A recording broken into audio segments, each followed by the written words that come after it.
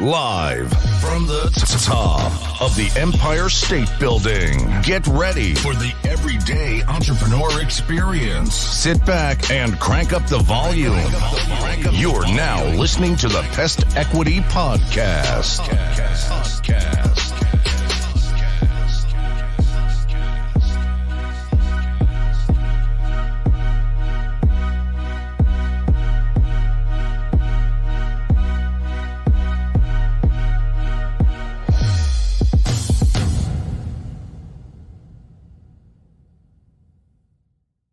Welcome all, and welcome back to the first episode of 2022. I'm your host, Vinny E. Before we begin this episode, I just want to wish everyone a happy new year once again, and I hope everyone's doing great. On episode 34, we're going to discuss how to protect your business from fake reviews. So let's talk about it. The big elephant in the room, the fake reviews. So the use of false reviews, either to create the illusion of a quality product or service or to artificially discredit a competitor, is a growing problem in the service-based industry. So before the new year, I've been receiving this question quite often. The question I've been receiving a lot in the past few weeks is, how can you stop false reviews and how to deal with them? So today's the day. In this day and age, honestly, many entrepreneurs are aware of the role of online reviews in the number of sales that a business receives and the growth of that business. Online reviews can make or break a business.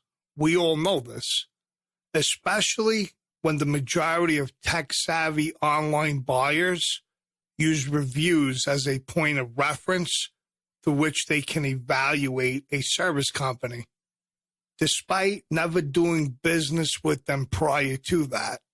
The experience of buyers give prospective buyers an idea of what the actual service is like. Now, in my opinion, I totally disagree with this type of review business model, and I'll explain why I feel this way. So let's get on to it. So on to the butt here. There lies a problem. Online reviews are user-generated content, which means that they can easily be influenced by the company, whether it's in paying review companies to make false positive claims on their service or to make false negative claims on the service of their competitors. This, to me, is a serious problem in my personal opinion. In some research that I did, I read that they evaluated about 2.7 million online reviews. Now, 39% of these online reviews were found to be unreliable. This, to me, indicates that fake reviews are a real threat, not to just legitimate businesses, but also to the credibility of the service-based industry in a whole. The second question I received from the listener was, how can you protect your business from the influence of a fake review? So let's start. My first tip is use a reviewer verification system. Most fake reviews are made by people who haven't even purchased the service. If a random person starts talking badly about your company and they aren't a customer, that in itself invalidates the review. Unfortunately, not all prospective buyers take the time to analyze this. In some systems, only those who have actually purchased the service are given the option to leave a review. This not only ensures the validity of the review, but it also encourages trust amongst your customers. Here's something else you could try. Reward honest content. While it's impossible to completely filter out fake reviews, you can instead opt to display review authenticity badges for reviews that are made by real buyers. You can automate this process by filtering out non-buyers, reviews that do not necessarily speak about the service itself, etc. However, you shouldn't use this as a means to filter out genuine negative reviews. So everyone must be thinking, how to respond to negative reviews. Genuine negative reviews are not necessarily bad. In fact, negative reviews can be used as a way to build engagement with your customers by addressing pain points and questions that they may have. This not only shows that you care about what they think, but that you also aim to give them a satisfactory experience. Another step you can take on false reviews is report fake reviews to the FTC. We shouldn't let review manipulators get away with it. While it's rather easy to solve things on your end, it's also important to help level the playing field by reporting false positive reviews. If you suspect that a particular business is buying reviews, consider filing a complaint with the FTC to help the FTC detect and investigate businesses that engage in shady business practices. Now, in the service-based industry, reputations hold a premium that could spell success or disaster for a business. They hold an undeniable weight in the purchase decision of a prospective buyer, and it's important to be able to provide customers with the unembellished truth.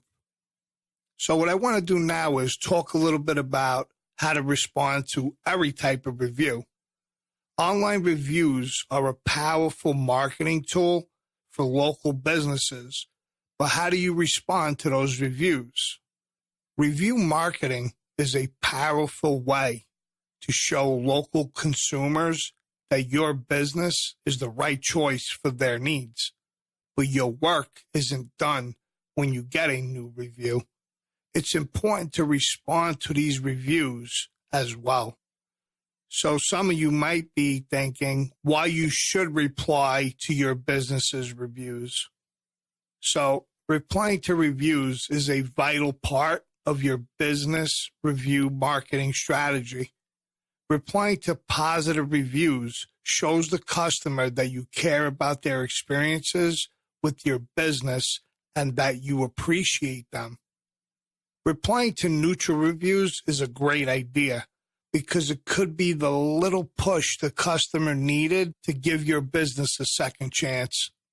Most businesses already know that replying to negative reviews is crucial to mend your relationship with the customer or show anyone who reads the review that you care about making things right for unhappy customers. And now don't forget that consumers expect you to reply to them. Let's talk about how to respond to positive reviews. Now, I'm not saying you have to reply to every positive review you receive. I certainly do. However, you should try to reply to some of your positive reviews. And here's how. Number one, start by thanking the customer. Tell them you're glad they had a great experience. Don't make it all about you, but do use this as a chance to promote new specials or let them know if you have new products or services.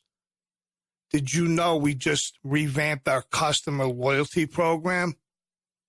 Call us today and get your new loyalty card soon. It's that simple. Don't forget, use keywords. This will make it more likely for the review to show up in search results. Insert relevant keywords and your business's name. Thanks for choosing and your company name. We're glad to hear you enjoyed our specific service, etc. Now, don't go crazy with your keywords, though. Mentioning your business name and industry once should be plenty. And stuffing too many keywords into your response will make it look like spam. So get some extra marketing power out of this review by sharing it on your website and social media. Now, going backwards, let's talk about how to respond to neutral reviews. In my opinion, neutral reviews can be tough. One more star and they'd be positive. Any less and the review can hurt your business reputation. So how do you reply to those 3-star reviews? Start by thanking the customer for their review. Thanking someone for feedback, even neutral or negative feedback, is always a good place to start.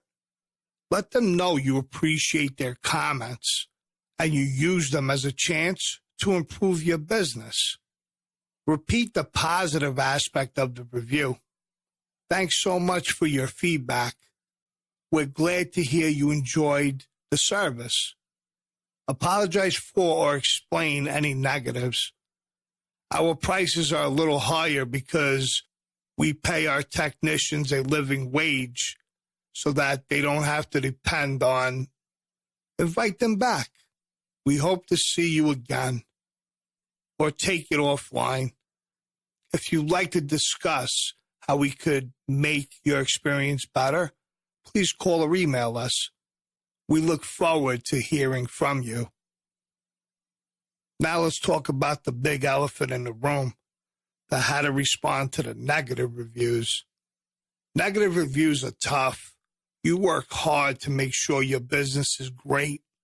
So when someone criticizes it, that can make you want to scream.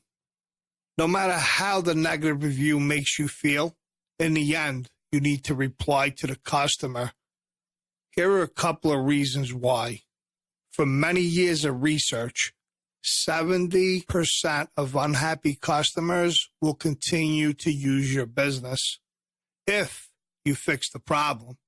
Consumers who are researching your business will see your response and know that you care enough to make things right for any unhappy customers. Here are some suggestions on how to reply to negative reviews for your business. Calm down first. Never reply when you're still angry, because you may say something you don't really mean if you're emotional when you reply. Walk away from the computer for a few minutes. Don't wait too long, though. 52% of consumers expect a response within 7 days. That's facts. Remember, when you're replying, you want to win back the customer and show other consumers you care enough to make things right. Apologize, even if it isn't your fault. I'm sorry you had a less than stellar experience. Or, whoops, we're sorry. Looks like you caught us on a bad day. Remind the reviewer and anyone else who's reading that this experience is unusual. We usually respond within 24 hours. Or our sales assistant usually receives compliments on their excellent customer service skills. Repeat the positives. Again, if there are any positive comments in the review, repeat those so that you can reinforce the idea that your business is usually on top of things. Take it offline or offer to make it right. Ask the reviewer to email, call, or, if you can, visit your business so you can fix the problem. Offer a coupon or discount for their next purchase. Don't try to bribe them for a better review, but do genuinely try to make things right. Bury this negative review by getting new positive reviews. Remember that you can't please everyone. Some unhappy customers just won't return to your business, but that's okay. Focus on building better relationships with happy customers. Know that negative reviews aren't the end of the world. In fact, a few negative reviews will help consumers trust your business more, if you want to believe that.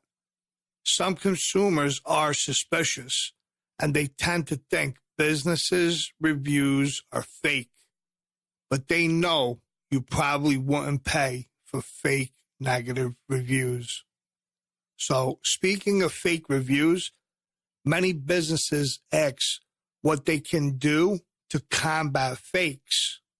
In my research, it's estimated that 15 to 30% of all online reviews are fake. Fake reviews are a little tricky, but here's what you can do about it.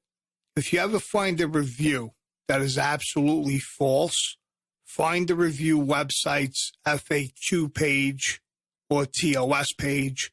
Figure out how to flag or report the review as fake and report it. Don't reply to the review unless the review website doesn't allow you to flag reviews as a fake. Only then you reply calmly that you have no record of doing business with this person. Don't attack them. That will make your business look very bad. Bury the review with new positive reviews by building a review marketing strategy that allows your business to constantly get new positive reviews. Here's a little side note on review platforms and websites. Every review website or platform will have its own set of rules for replying to reviews. Read those rules before responding. For example, Google has a set of terms and policies, and Yelp is very particular about how businesses should conduct themselves on the review platform. And finally, don't forget to reply to your reviews on social media as well. Customers can review your business on social media, so you should be replying to those reviews in the same manner. Well, I hope this episode helped somebody out. I want to thank everyone for tuning in to another great episode of Pest Equity Podcast. I want to thank everyone who's been following us on Instagram. We're on the road to 1,000 followers. I also want to thank anyone who signed up to the Facebook group. I want to give a shout out to Elite Pest Control in New Jersey for picking us as the winner for the sticker contest. Shout out to Frank. Shout out to Cal Coast Pest Control. If anyone should have a question, comment, concern, you want to be a guest on the show, you can email me at pestequitypodcast@gmail.com, or you can send me a DM on Instagram. Thank you all once again, and we will see you all on the next episode. God bless. Thank you for tuning in to another great episode of the Pest Equity Podcast. Be sure to share, like, and subscribe. Follow us on Instagram at Pest Equity Podcast and join the Facebook group. Have a question or topic for the show? Shoot us an email at pestequitypodcast@gmail.com.